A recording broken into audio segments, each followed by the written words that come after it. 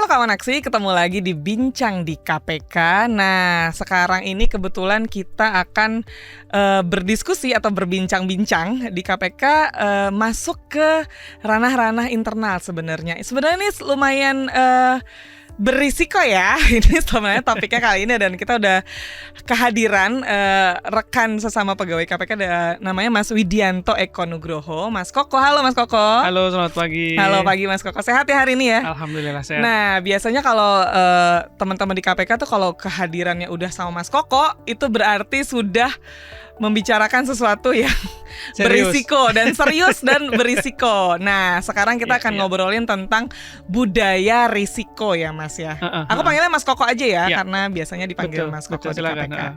Nah, aku langsung to the point. Sebenarnya budaya risiko ini apa sih Mas?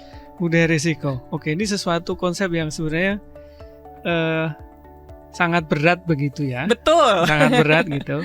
Tapi saya akan mencoba menyederhanakan dari literatur yang pernah saya baca. Jadi sebenarnya itu adalah nilai-nilai organisasi ya, yang tercermin dalam sikap, attitude ya, kemudian perilaku, behavior, organisasi itu sendiri yang tercermin dari perilaku, sikap pegawainya, ini insan kalau kita insan KPK, dalam menyikapi risiko. Jadi ya perilaku kita tercermin dalam perilaku pegawai dalam menyikapi risiko-risiko yang dihadapi oleh organisasi. Berarti sebenarnya nggak cuma di KPK aja ya Mas ya, di setiap lini itu ada sebenarnya. Setiap organisasi. Jadi ini sebenarnya kalau kita bicara risiko sebenarnya bukannya di KPK aja ya. Ini common knowledge begitu, dan ini jadi satu common practices begitu hampir di semua organisasi. Karena pada akhirnya setiap organisasi itu kan punya tujuan. Nah, dalam mencapai tujuan itu pasti ada yang namanya risiko, pasti ada sesuatu atau hal-hal yang menimbulkan ketidakpastian. Nah, ini kan tentu harus dikelola ya. Nah, bagaimana kita bisa mengelola risiko kalau kita nih sebagai contoh insan KPK nggak aware? Bagaimana kita bisa bersikap, bagaimana kita bisa berperilaku, bagaimana kita bisa menyikapi suatu risiko kalau kita nggak ngeh nih. Jadi itu semua satu rangkaian gitu loh, satu rangkaian yang mencerminkan budaya risiko suatu organisasi. Itu. Berarti tadi kita berbicara misalnya, let's say sederhananya adalah kita mau jadi karyawan atau kita bekerja dimanapun, let's say bukan KPK, tetap setiap pergerakan atau setiap pekerjaan kita itu memiliki risiko. Pasti. Nah, kemudian tadi Mas Koko berbicara kadang kita nggak sadar apa pekerjaan kita itu risikonya seperti apa. Lalu kemudian pertanyaannya adalah, mengapa kemudian itu penting untuk dikelola seperti yang tadi Mas Koko sampaikan? Oke. Jadi kalau kita bicara manajemen risiko ya secara umum, tadi sudah saya sampaikan. Upaya mengelola risiko itu sebenarnya bagian dari upaya suatu organisasi untuk memastikan bahwa organisasi itu dapat mencapai tujuan, mencapai sasaran yang diharapkan gitu, mewujudkan visi misinya. Jadi bayangin ya, misalnya KPK nih punya visi misi memberantas korupsi di Indonesia. Tentu bukan pekerjaan yang mudah dong. Betul. Nah, dalam perjalanannya gitu ya, pasti banyak hal yang berasal dari dalam maupun dari luar yang itu menimbulkan ketidakpastian. Nah, ketika hal itu tidak dikelola dengan baik gitu ya, tidak disikapi dengan baik, itu kemungkinan kita untuk gagal itu besar. Iya, betul. Sama misalnya contoh kayak ini deh, kita dalam keseharian ya, kita pengen lulus misalnya S2 atau S3 gitu ya, prosesnya panjang. Di dalam prosesnya itu banyak risiko yang bisa terjadi. Mulai fundingnya hilang tiba-tiba. Yang ketidakpastian itu tadi ya. Ketidakpastian betul. Tiba-tiba kita misalnya sakit misalnya. Nah, hal-hal ini kan sesuatu yang harus kita kelola gitu ya. Bukan paranoid, tapi memang ini harus menjadi bagian dari kehidupan kita sehari-hari. Even dalam lingkup individu nih. Kita berangkat kantor misalnya. Itu pun kita harus sudah berpikir, ini nanti kalau macet gimana? Ya, kan? Kalau kereta mogok gimana? Kalau banjir gimana? Artinya ini bukan rocket science ya. Cuman memang ketika di eskalasi dalam skala organisasi, nah ini bukan sesuatu yang mudah memang, karena sekali lagi organisasi ini terdiri dari berbagai individu dengan latar belakang yang berbeda, persepsi yang berbeda. Nah, sehingga perlu yang namanya ya mau nggak mau sih kolaborasi ya, kolaborasi kira-kira begitu. Jadi pentingnya mengelola risiko ini karena ini akan membantu kita untuk menjaga pencapaian tujuan, kira-kira begitu.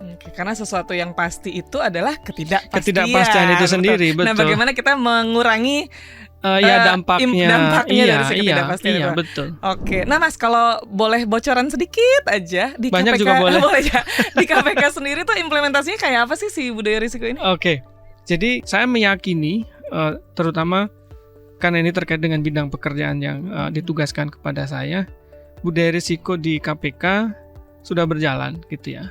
Tapi apakah kemudian itu efektif, efisien prosesnya, itu yang memang bagian dari pekerjaan kita untuk terus-menerus melakukan perbaikan secara berkelanjutan begitu. Kalau kita bicara budaya, itu kan bukan pekerjaan yang sehari 2 hari selesai. Kenapa saya bilang begitu?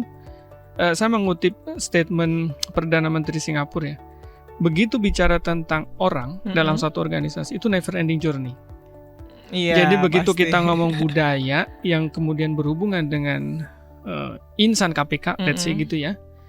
Tadi saya sampaikan terkait budaya risiko, itu nggak bisa sehari satu generasi selesai nggak.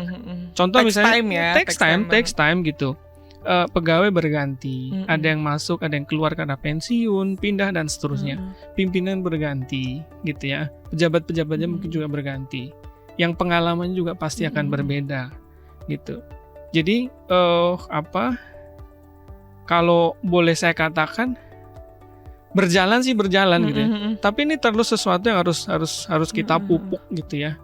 Kita juga tidak boleh terus-menerus berharap bahwa leadership kita, siapapun, baik pimpinan, deputi maupun direktur atau secara berjenjang, itu harus turun duluan. Kita sebagai individu ini juga punya tanggung jawab. Nggak boleh nunggu, gitu. Dalam titik tertentu, yes kita nunggu gitu ya. Tapi dalam titik tertentu kita ini juga dituntut untuk kreatif, inisiatif dan inovatif gitu ya. Jadi apa yang saya sampaikan di sini sebenarnya juga bagian dari kita upaya yang bottom up gitu ya. Bottom up, bagaimana kemudian kita memperkuat budaya risiko di KPK yang sudah ada, sudah berjalan gitu ya. Sehingga pada akhirnya nanti tercermin gitu ya, tercermin dalam sikap, perilaku seluruh insan KPK nih gitu ya. Jadi kita pendekatan ini sekarang bottom up gitu ya. Tapi meskipun bottom up, tetap yang namanya sponsorship top down itu penting. Makanya dalam membangun ini atau memperkuat budaya risiko ini, kita juga tetap berkonsultasi dengan leadership ya. Minimal atasan saya langsung atau minimal dengan Pak Sekjen begitu ya. Kemudian dalam beberapa kesempatan kita diskusi juga dengan beberapa pimpinan. Yang saya tangkap beliau-beliau menunjukkan tone yang positif begitu ya. Artinya isyarat itu tidak harus disampaikan secara letter luck begitu ya. Tapi dengan statement kemudian gestur itu bagi saya itu saya sudah bisa nangkep bagaimana dukungan leadership, dukungan pimpinan untuk kemudian memperkuat budaya risiko di KPK. Oke. Iya. Nah, ngomong-ngomongin soal budaya risiko di KPK, kalau boleh bocoran dikit Mas. Dari tadi bocoran mulu, iya. Udah rembes kayaknya nih ya. Nanti jadi bocor. Bukan karena itu ya. Bukan. Jangan dong. Oke. Nah, mau nanya, misalnya risiko di KPK tuh ya kalau misalnya orang awam pasti tahu risiko kebocoran informasi, atau apa sih misalnya risiko yang paling umum terjadi itu either itu di KPK atau mungkin di organisasi lain. Iya. Kalau saya amati ya sekali lagi ini kita banyak belajar begitu. Di KPK ini ada beberapa risiko yang coba kita identifikasi begitu ya. Misalnya contoh nih risiko reputasi ya. Hampir semua organisasi itu memiliki istilahnya menempatkan reputasi organisasi itu sebagai satu yang kritikal begitu ya. Ya, apalagi utama lah ya. Utama apalagi di mata pemangku kepentingan, apalagi oleh bisnis ya, di mata pemegang saham, di mata customers gitu ya. Mungkin di mata partners yang lain gitu ya. Nah, kalau di KPK pendapat saya kita ini lembaga publik gitu ya, yang diharapkan oleh publik sekaligus diamanatkan undang-undang gitu untuk memberantas korupsi. Kan ada anekdot yang bilang kalau mau menyapu lantai yang kotor harus menggunakan sapu yang bersih. Nah, analogi ini sebenarnya mengandung spirit ya kita sendiri nih. Kita ini memang harus menjadi sapu yang bersih, kira-kira begitu. Mulai dari kita Mulai dari kita. Saya tidak individu tertentu ya, tapi kita seinsan KPK, seorganisasi gitu ya. Bagaimana kita berperilaku, bersikap ketika kita menjalankan tugas keseharian. Jangan salah loh, kita itu diamatin orang. Iyalah, se-Indonesia gitu. Jadi bukan berarti terus kita diharapkan jadi malaikat, enggak. Iya. Ya, saya tidak statement saya ini tidak berarti memaklumi kesalahan yang misalnya kemarin terjadi gitu ya, atau yang beberapa kali dialami oleh KPK. Kalau memang salah ya itu memang sesuatu yang salah, harus kita akui, harus kita perbaiki, dan bagaimana agar itu tidak terjadi lagi gitu ya. Tapi dari tadi perspektif risiko reputasi, hal kecil di KPK itu di mata publik itu bisa menjadi sesuatu yang besar. Karena saking tingginya harapan publik ke KPK gitu. Dan saya pikir organisasi lain pun pasti juga punya limit ya istilahnya, threshold atau apa ya, ya selera risiko bahasa teknisnya gitu. Jadi mereka akan sangat hati-hati sekali menjaga reputasi organisasinya gitu, dan itu tidak hanya cukup di level leadership saja, tapi sampai di insan kita keseharian ini. Contoh misalnya kita misalnya berkunjung atau melaksanakan tugas di pemerintah daerah. Kemudian misalnya ada pegawai yang melakukan, misalnya nih, semoga nggak terjadi ya, pelanggaran disiplin atau pelanggaran etik. Bisa dibayangkan nggak impact-nya gitu ya. Saya mengutip kata teman ya, di KPK juga. KPK, menurut pendapat dia, KPK itu salah satu atau satu-satunya menurut dia lembaga publik yang eksistensinya, atau lembaga negara yang eksistensinya itu sangat kuat dipengaruhi oleh kemampuan kita sendiri untuk survive gitu loh. Jadi karena apa? Karena tingginya dukungan publik gitu ya. Kemudian tingginya ekspektasi publik gitu. Jadi ibarat kalau toko nih, kalau barangnya udah nggak laku, kira-kira apa yang terjadi dengan tokonya? Tutup kan. Nah, saya pikir ini analogi sederhana ya, bagaimana tuntutan bagi kita di KPK kemudian untuk berperilaku profesional, kira-kira begitu ya. Saya yakin setiap orang pasti punya kelemahan, punya kekurangan ya. Tapi kembali lagi ketika dalam konteks menjalankan tugasnya secara profesional, nah ini yang harus kita jaga. Syukur-syukur dalam kehidupan personal pun juga ini bisa diterapkan. Apalagi kan kita kode etik, kemudian peraturan disiplin kan melekat 24 jam kan gitu. Kita nggak boleh misalnya, mohon maaf nih guyon ya, Pak, kita boleh nerima suap Pak di atas jam 5 sore. Nggak gitu juga bos. Iya. Ini 24 Karena jam. di luar jam kerja nih. Bisa kali gitu ya. Kan nggak gitu ya. Bukan gitu mainnya. Nggak boleh kita. Nggak boleh. Jadi 24 jam ini sesuatu yang melekat. Nah tadi kembali dari risiko reputasi, saya pikir risiko yang sangat kritikal bagi KPK. Tentunya selain risiko yang lain ya, ada risiko hukum. Bagaimana misalnya kita menghadapi tuntutan dari para pihak yang berperkara, atau misalnya mungkin risiko teknologi informasi ya, sekarang ada cybercrime dan seterusnya. Kebocoran informasi itu sesuatu yang yang nggak hanya di KPK, hampir di semua organisasi, even multinational company pun juga mengalami hal yang sama begitu. Jadi dan satu hal yang saya pelajari, salah satu rantai terlemah dalam manajemen itu individu. Dan siapa? Yaitu insan-insan organisasi itu sendiri. Yang tentunya kepalanya juga beragam ya. Iya, betul. Jadi tadi saya bilang di depan, bagaimana pengalaman, kemudian pengetahuan, kemudian perspektif, termasuk latar belakang apapun begitu, itu kan sangat mempengaruhi sikap kita, perilaku kita terhadap risiko istilahnya. Saya menganalogikan anak kecil. Kalau anak kecil itu nggak tahu api itu panas, dia nggak akan peduli dia. Pokoknya ada api dipegang aja. Tapi apakah kita sebagai orang dewasa dalam konteks organisasi mau berperilaku seperti itu? Kan enggak. Kan kita nggak pengen juga kebakar dulu baru stop nih, kan nggak pengen. Nah itu. Jadi jangan nunggu terjadi insiden. Jadi udah paham dulu nih ya resiko-resikonya. Kita sudah belajar dari organisasi lain misalnya gitu ya. Kita belajar dari mungkin masa lalu gitu ya. Jadi kita nggak perlu nunggu insiden. Iya, jangan ya. Baru berbenah. Kalau bisa dicegah, kenapa tidak? Kan gitu. Iya, betul. Oke nih, pertanyaan terakhir Mas Koko.